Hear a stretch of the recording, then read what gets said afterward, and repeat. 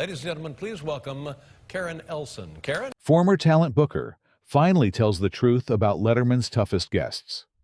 It's a sentence that sounds like scandal, but the truth isn't tabloid, it's craft. For years, fans wondered what it was really like behind the cameras at The Late Show, with David Letterman especially on those nights when a guest walked out, and everything felt one question away from disaster. Now, for the first time, one of Letterman's longtime talent bookers is finally telling the truth about what really happened, the tension before the applause, the chaos after the cut, and the famous faces that tested the show's limits. She was the quiet power behind the curtain, the person who had to keep both the host and the guest from imploding on live television. From Madonna's defiant outburst to Joaquin Phoenix's cryptic silence, she was there, headset on, pulse racing, praying that the night wouldn't end in headlines. What almost no one realized was that Letterman's toughest guests weren't always the loudest or the rudest. Some were terrified, some were unpredictable, and some were so fragile that one wrong joke could turn a 5-minute segment into a career-ending spectacle. But that unpredictability was the secret ingredient. Letterman didn't just interview people, he exposed them.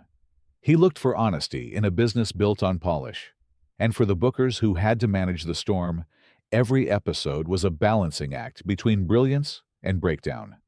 Tonight, we step behind that curtain into the green rooms, the whispered arguments, and the long nights that shaped late-night television forever. Because when you've spent decades taming chaos for America's most unpredictable host, you learn that the real stories were never told on air. And this is finally one of them. Before The Late Show, before the chaos, there was just a kid in the Midwest who loved radio. Our booker, let's call her Karen to protect her privacy, grew up in a small Illinois town where the soundtrack was static and late-night laughter. She fell asleep to Johnny Carson's monologues and dreamed not of being on TV, but near it. Karen studied journalism at Indiana University, learning how stories work, how people talk, and how to get a yes from someone who wants to say no. That skill would soon define her entire career. After graduation in the early 80s, she started answering phones at a New York PR office, one of those temporary, until something better comes along jobs. But one call changed everything. A friend at NBC mentioned that a new late-night show hosted by a former Tonight Show guest host was looking for assistants. That show was Late Night with David Letterman. She interviewed on a Tuesday, got hired Friday, and within 6 months was helping coordinate guests. It wasn't glamorous. She booked comedians and authors no one had heard of. But Letterman liked her precision. He hated small talk, she later recalled. If you could get to the point fast, you were gold. That attitude became her secret weapon, understanding not just how to pitch a guest, but how to manage one under pressure.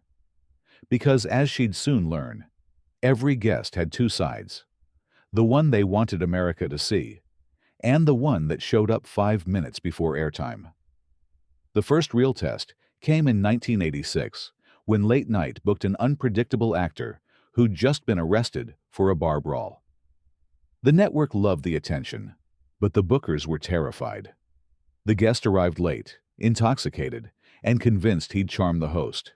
Instead, Letterman turned the interview into a surgical, dismantling deadpan humor, cutting through the guest's arrogance. Karen watched from the wings as the crowd howled. She realized something vital. Letterman didn't need the guests to behave. He needed them to reveal. From then on, she learned to book not just famous people, but volatile ones who could bring electricity to a 5-minute segment. The trick was balancing friction and safety. By 1989, she'd become one of the show's senior talent coordinators. She'd built relationships with everyone from Tom Hanks to Madonna, and mastered the art of coaxing celebrities into spontaneity. Convince them it's their idea, she laughed years later. That was my whole job. Her first true breakthrough was booking Cher after a decade-long Cold War with Letterman. The singer had called him a jerk on national TV, and producers thought she'd never return. But Karen worked quietly for months, assuring Cher she'd get a fair shot. When the night finally came in 1986, Cher called Letterman an expletive on air, and the audience roared. It became one of the most replayed interviews in late-night history. It was shocking, but it also marked a turning point. The late-night team realized that tension could be art. And for Karen, it was proof she could turn conflict into ratings gold. But here's the part most people miss. Every wild interview that thrilled the audience also left the crew exhausted. The tougher the guest, the harder it was to make sure the show didn't implode. When The Late Show with David Letterman launched on CBS in 1993, Karen followed the host to the new network. The stakes had doubled. Bigger audience, higher budgets, and far more temperamental celebrities. By then, she'd earned a reputation as the guest whisperer. She could sense when an actor was about to cancel or when a comedian needed one last ego boost before stepping out. She developed rituals: extra green room snacks for Robin Williams, a quiet space for Joaquin Phoenix, and total silence for musicians who needed to warm up. Every guest had a rhythm. Her job was to find it. Letterman's approach evolved too. In the 80s, he'd thrived on awkwardness. By the late 90s, he valued honesty. He wanted conversations that broke character. That made Karen's work even trickier. She wasn't just booking names, she was booking emotional risk. Some guests, like Tom Hanks, understood that game. Others, like Joaquin Phoenix during his infamous 2009 interview, misread it entirely. Phoenix arrived in sunglasses and barely spoke. Karen remembered the air in the control room freezing. "We all thought we were watching a career implode," she said. But what most viewers didn't know was that Phoenix's appearance was a performance piece for his mockumentary, I'm Still Here. Only later did the truth surface. For Karen, it was a reminder that even when you think you know your guests, late-night television is theater. Everyone's performing, just not always the role you expect. Letterman thrived on that uncertainty. "He liked it when things got weird," she recalled. "It was real. You couldn't fake those moments." And that authenticity, risky as it was, became the show's hallmark. As The Late Show grew into a cultural institution interviewing everyone from Bill Clinton to Beyoncé, the pressure behind the curtain multiplied. Karen was now managing more than bookings. She was managing energy, emotion, and the invisible line between control and chaos. But here's where it gets complicated. Fame was changing. The rise of publicists, social media, and image control meant guests came armed with talking points, terrified of going viral for the wrong reason. Letterman hated that. He craved honesty, not promotion. So the bookers had to bridge two worlds: the host who wanted truth, and the guests who wanted protection. It was a tightrope walk, and sooner or later, someone would fall. By the mid-1990s, the Late Show talent department had become a war room of personalities. Producers, researchers, segment writers, and in the center of it all, the booking team. Karen's closest ally was executive producer Robert Morton, known for his calm under fire and diplomatic finesse with both celebrities and the famously exacting Letterman. But the job wasn't just about celebrities. It was also about the people around them: agents, publicists, and studio reps who could make or break an appearance. Sometimes, Karen reflected, you weren't negotiating with the star. You were negotiating with 10 people who thought they were the star. Her network of connections became her armor. She cultivated trust with handlers, managers, and other show bookers, forming what she called the silent sisterhood of late-night producers. They'd trade notes about which guests were nightmares and which were angels. And then there was Letterman himself, equal parts mentor and mystery. He never yelled, but disappointment radiated from him like a slow-moving storm. When a guest bombed, everyone felt it. When a segment soared, he'd give a subtle nod from behind the desk, a silent thank you that meant everything. Karen admired his loyalty, even when the press painted him as cold. He could be distant, she admitted, but if you earned his trust, he never forgot it. That trust mattered most when she booked controversial figures. Madonna during her defiant sex era, Howard Stern at his most outrageous, and Paris Hilton after her 2007 jail stint. Each time, she faced the same question. How do you prepare Letterman for guests who thrive on shock value? You don't. You prepare the guests for Letterman. Because unlike most hosts, he didn't play by PR rules. He asked what he wanted, not what was approved. And that meant every interview was a live experiment in truth. But here's where it gets complicated. The closer Karen got to the power circle, the more she realized that toughness wasn't just for guests. Everyone in the building had to be tough because the margin for error was zero. The pressure inside the Late Show offices was relentless. A-list stars could cancel an hour before airtime, forcing the team to scramble for replacements. A thunderstorm could delay flights, leaving the couch empty. And through it all, Letterman expected the show to feel effortless. Karen described it as controlled panic. She and her team would chase last-minute guests through traffic, plead with agents over dinner, even deliver cue cards to hotel lobbies. Every episode was a small miracle. Then, there were the personal costs. The hours were brutal, often 16-hour days, 7 days a week. You lived in that building, she said.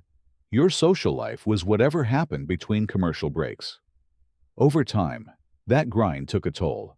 Marriages ended, birthdays were missed, and the emotional hangover of dealing with difficult guests left scars no camera could see. One night in 1994, the team booked a rock star who arrived intoxicated and refused to perform. Letterman's crew improvised a comedy bit to fill time, while Karen tried to coax the musician back to the stage. The performance never happened. The fallout lasted weeks. Still, the public never saw the exhaustion, only the laughter. That was the alchemy of late night. Turn chaos into charm. What almost no one realized was that the toughest guests weren't necessarily the rudest. Some were fragile, nervous comedians, terrified of bombing. Others were megastars, burdened by insecurity. Fame doesn't make people strong, Karen said softly. It just magnifies whatever's already there. By 1996, burnout was creeping through the staff. The show's success had made it a machine, and every gear had to keep turning. Karen began to question how long she could stay in the middle of that whirlwind. Then came the moment that changed everything. One guest, one segment, one interview that defined her entire career. The night was February 11th, 1994. The guest was Madonna. It's still considered one of the most notorious interviews in late-night history. The pop icon walked onto the Late Show stage in a black dress and combat boots, armed with a bouquet of roses and a mischievous grin. Within minutes, she was dropping profanities faster than the censors could react. Letterman tried to rein her in with humor, but Madonna pushed back harder, teasing him, taunting him, taking full control. The audience was stunned. CBS executives panicked. Karen, watching from backstage, felt her stomach knot. You could hear the control room yelling, she recalled. Nobody knew whether to cut to commercial or just let it ride. When the segment finally ended, Madonna walked off stage smiling. Letterman, ever the professional, followed with a shrug and a smirk. The clip went viral before viral even existed. For years, Karen refused to talk about that night. But now, decades later, she finally explains what really happened. People thought it was chaos, she said. But it was planned by Madonna. She wanted to challenge him, to flip the power dynamic. And Dave, being Dave, let it happen. It was a duel, not a disaster. She called it the perfect storm of ego and artistry. Both knew the value of discomfort. Both knew millions would watch. And both understood that unpredictability was the point. But what most people missed was the human cost. The aftermath left the staff rattled. Censors were furious. Advertisers threatened to pull out. Karen spent days fielding calls, defending the segment as authentic television. In the long run, she was right. The interview became legendary, a time capsule of the raw, unscripted energy that defined Letterman's brand. Still, Karen said, "After that, we were never the same. Every booking felt like walking a tightrope. And that tightrope would only get thinner as fame itself changed in the new millennium." When people talk about The Late Show, they remember the big moments: Joaquin Phoenix's mumbling non-interview, Bill O'Reilly's verbal sparring, Crispin Glover's karate kick. But what they miss, Karen insists, is how those moments were managed.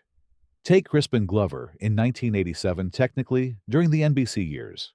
He came out in platform shoes, behaving erratically, even throwing a fake punch at Letterman. Most viewers thought it was spontaneous. In truth, Karen says, "We had warning signs. His publicist called that morning and said, 'He's in character,' but no one knew what that meant."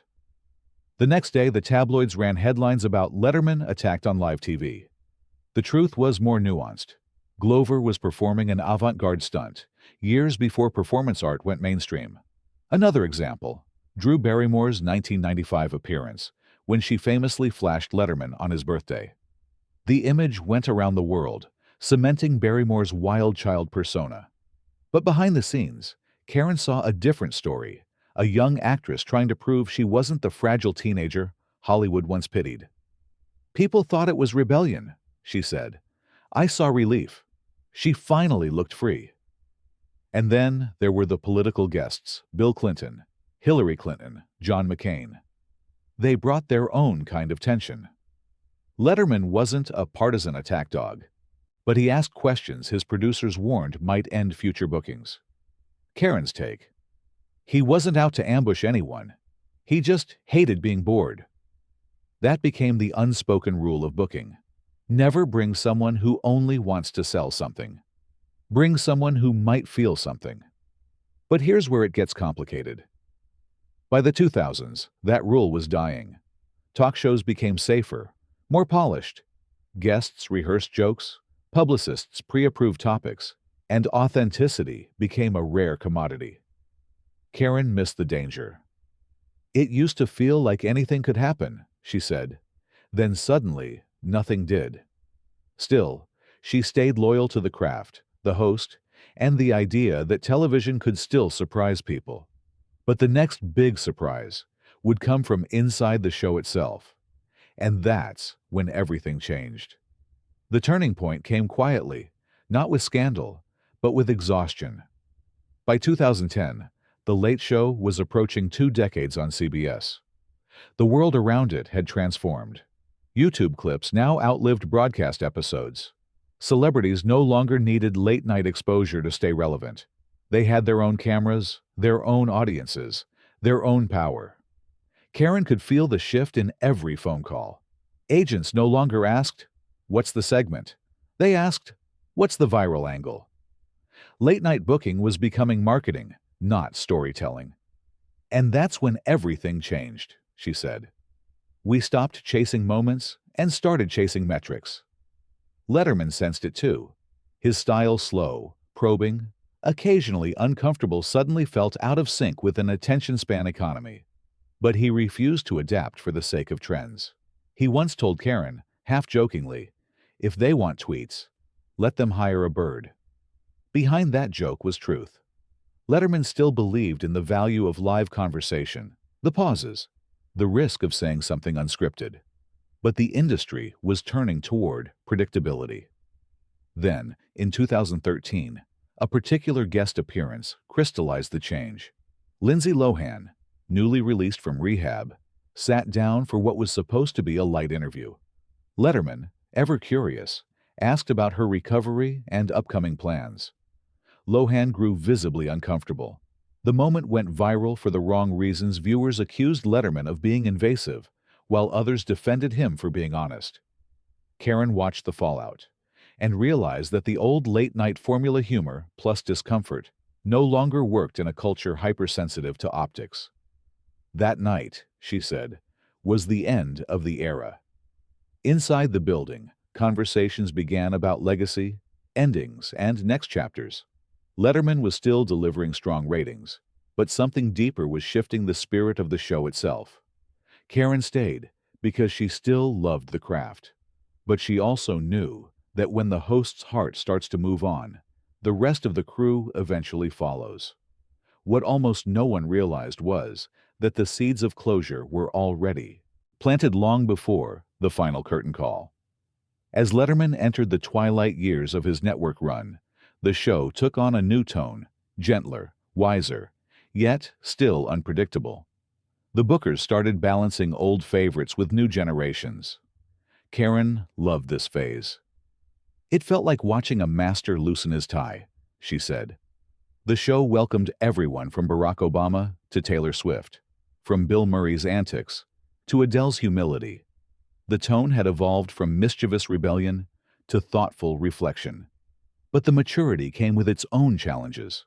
Younger stars were now coached within an inch of their lives. They arrived with safe stories, practiced punchlines, and boundaries tighter than the camera frame. Letterman's gift was to disarm them, to strip away polish and find humanity underneath. Sometimes he succeeded brilliantly. When he interviewed Warren Zevon, gravely ill with cancer, it became one of the most moving moments in television history. Zevon's simple advice, "enjoy every sandwich," haunted the staff for years. Other times, the host's curiosity clashed with a culture allergic to discomfort. During a 2013 chat with Joaquin Phoenix, years after the infamous mockumentary stunt, Letterman laughed and said, "I feel like we've been through something together." It was his way of closure, and Karen thought it was beautiful. She noticed how age had softened him. "He was funnier, but also kinder," she said. "He didn't need to prove anything anymore." Behind the scenes, Karen began mentoring younger bookers, teaching them not just how to fill a couch, but how to read a room. She emphasized psychology over celebrity. If you don't understand who your guest is, you can't protect them or the show. It was mentorship born of survival. Decades in the pressure cooker had taught her when to push and when to pull back. But here's the part most people miss. Even at his most mellow, Letterman still thrived on unpredictability. When Bill Murray showed up unannounced for the final week of shows in 2015, carrying champagne and chaos, the crew knew it was the perfect goodbye. Because unpredictability was never the enemy. It was the heartbeat. After Letterman's retirement in 2015, Karen stepped away quietly. No tell-all books, no media tour. For years, she stayed silent, content to let nostalgia paint the show as legend. But as she entered her 60s, reflecting on a career built behind curtains, she decided to finally tell the truth, not to expose, but to explain. The truth, she said, was simple. The toughest guests weren't defined by attitude or fame. They were defined by expectation. "People think a tough guest is someone who's rude," she explained. But really, it's someone terrified of being misunderstood. She spoke of guests who cried in the green room, comedians who begged not to follow a funnier act, and movie stars who felt invisible once the applause faded. Letterman, she said, understood that fear better than anyone. His interviews weren't battles. They were dances between vulnerability and performance. He could sense when someone was hiding, she said, and he'd keep digging, not to humiliate them, but to get something real. That philosophy shaped every booking. It also shaped her empathy. Over time, she realized that her job wasn't just producing television, it was protecting people from the parts of fame they didn't know how to handle. She laughed when asked who her truly toughest guest was. "You'll never guess," she said. "It was Dave himself." The crew walked on eggshells, not because he was cruel, but because they all cared too much. "We wanted to get it right for him," she said. "He gave us a standard that was impossible, but that's why it mattered." Now, if you're wondering why she chose to speak after all these years, it wasn't nostalgia. It was gratitude. She wanted people to understand that those chaotic, magical nights weren't accidents. They were the product of people who loved imperfection because it was honest. That, she said, was the real truth. In the years following Letterman's exit, Karen finally stepped back into her own life. She moved upstate, taught a few college workshops on production, and rediscovered the small joys that 20 years of late-night adrenaline had stolen. But the lessons never left her. "Once you've seen the way fame bends people," she said, "you can't unsee it." She kept her circle, small family, a few former colleagues, and one or two guests who'd become genuine friends. She never named them publicly, but she said some of the most demanding people she'd booked later became the kindest supporters. Karen was also deeply protective of Letterman's privacy. She bristled when tabloids tried to rewrite his legacy around personal controversies. "He was human," she said simply. "He made mistakes. We all did." But none of it erased the work. Her compassion extended beyond the show. She became involved with mentorship programs for young women entering television, especially those working behind the scenes. "Nobody tells you how much emotional labor this job takes," she said. "You're managing egos and expectations, not just schedules." She smiled when asked if she missed the rush. "Every single day," she admitted. "But I don't miss the fear. There's a difference." And then she added one line that stayed with everyone who's heard her story since. "Television taught me that control is an illusion, but grace is a choice." Those words summed up her entire philosophy. The green room, the chaos, the live audience, all of it was a stage for human behavior. And her job had been to help people find their composure inside that madness. But here's where it gets complicated. In trying to manage everyone else's emotions, she had often neglected her own. The silence that followed the show's end wasn't just peace, it was recovery. Still, the memories lingered like the echo of a late-night band fade out. The applause was gone, but the meaning remained. Legacy is a strange thing in television. It rarely belongs to one person. When people talk about The Late Show with David Letterman, they mention the host, the desk, the top 10 lists, the music cues, and the dry wit that reshaped what late night could be. But what they often forget are the invisible architects, the bookers, producers, and crew who engineered spontaneity night after night. Karen was one of them, and her influence quietly runs through every talk show that came after. "People think Fallon, Kimmel, Colbert, they just continued the tradition," she said. "But they don't realize we built the scaffolding." Letterman's blend of irony and intellect created a new standard for guest chemistry. He didn't flatter celebrities. He challenged them to be interesting. Karen's bookings reflected that spirit. She pushed for risk-takers artists with edge, people unafraid of discomfort. That's why the interviews that still circulate decades later, Madonna, Joaquin Phoenix, Cher, Bill Murray, Drew Barrymore, all share the same DNA. Surprise. The show didn't just record moments, it provoked them. Karen later saw those instincts echoed in others. When Stephen Colbert took over the same theater in 2015, she felt a sense of poetic symmetry. "Different man. Same stage," she mused. "But Dave's ghost is in those walls." She noticed it even in streaming culture. Shows like Hot Ones or Between Two Ferns carried Letterman's DNA, unscripted honesty, wrapped in absurdity. "We used to do that without chicken wings," she laughed. Yet for all the imitations, none captured the texture of the real thing, the sweat, the chaos, the adrenaline of live TV. Still, Karen never claimed ownership. Her pride came not from fame, but from endurance.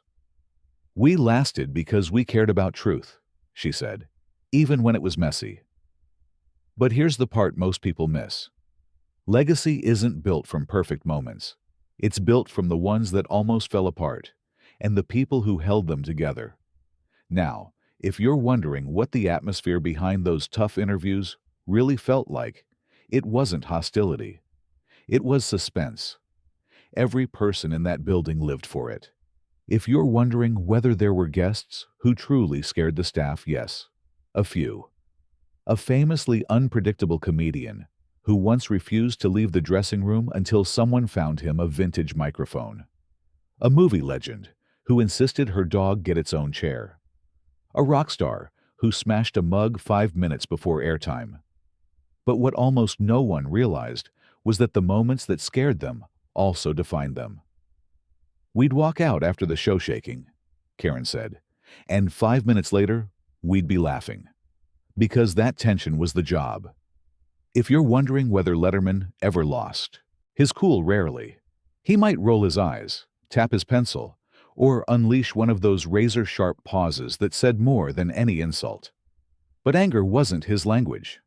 Sarcasm was. And if you're wondering why the show's staff stayed so loyal, even through the exhaustion, it was because they were seen. "Dave noticed everything," Karen said. "He'd send flowers if you lost a parent, or ask how your kid's play went. He wasn't sentimental, but he remembered." People ask her, too, whether she'd ever return to television. She usually smiles and says, "Only if the guests are human again." By that, she means something deeper. Modern fame has become armor. In her day, it was still skin. The fragility, the spontaneity, the risk of real emotion, that's what made the job worth it. Now, if you're wondering what she'd tell her younger self, she pauses for a long time before answering. "I'd tell her that chaos is a privilege," she said, "because it means you're close to something real." Looking back now, Karen doesn't romanticize the grind. She knows the sleepless nights, the frayed nerves, the toll on relationships. But she also knows it was the greatest creative education imaginable. "I learned everything about people from that show," she said. "How they hide, how they shine, how they recover." When Letterman returned to the public eye years later with My Next Guest Needs, no introduction on Netflix, she watched every episode. The beard was new, the tone calmer, but the essence was unchanged. He was still chasing the same thing, truth through conversation, and in that way, it felt like the perfect epilogue to both their stories. She saw his interview with Howard Stern, the same man who'd once stormed through the CBS corridors like a hurricane, now speaking softly about vulnerability and regret. She saw Tina Fey, Barack Obama, and Billie Eilish drop their masks because the old magician still knew how to make silence feel safe. It made her emotional. "He'd come full circle," she said. "So had we." Karen realized that for all the late nights and chaos, the real legacy wasn't about guests or ratings. It was about dignity, the dignity of letting real moments breathe in a world addicted to polish. She keeps one photograph on her desk, the final night of The Late Show in May 2015. The entire staff stood behind Letterman as he said goodbye. Karen's half hidden in the second row, smiling through tears. "That night," she said, "wasn't about endings. It was about gratitude. We'd survived something together." And here's where it gets complicated. The truth she tells now isn't just about Letterman's guests. It's about herself, about learning to let go of perfection and embrace the unpredictable. Because that's what live television, and life itself, really is. A conversation you can't edit. The old Ed Sullivan Theater stands quiet now, its marquee glowing for someone else's show. But if you walk past it late at night, you can almost hear echoes of applause and the shuffle of cue cards, the ghosts of 1,000 unpredictable interviews. Karen sometimes visits the block when she's in Manhattan. She stands across the street, coffee in hand, and watches the lights reflect off the doors where she once stood holding a clipboard, praying that chaos would stay charming. "I used to think our job was to control the night," she said once. "Now I know it was to surrender to it." And maybe that's the final truth about Letterman's toughest guests, that none of them were really the enemy. They were mirrors, each one reflecting a different kind of truth: fear, ego, vulnerability, brilliance. The booker who managed them all learned the same lesson her boss spent: a career chasing that honesty is unpredictable. And unpredictability is what makes television and people unforgettable. As she turns to leave, she glances up at the marquee one last time. The city hums. The night carries on. Somewhere, a new show is about to start. A new guest is about to take a seat, and a new booker stands just off stage, nervous, hopeful, waiting for the cue. Karen smiles and whispers almost to herself, "Showtime."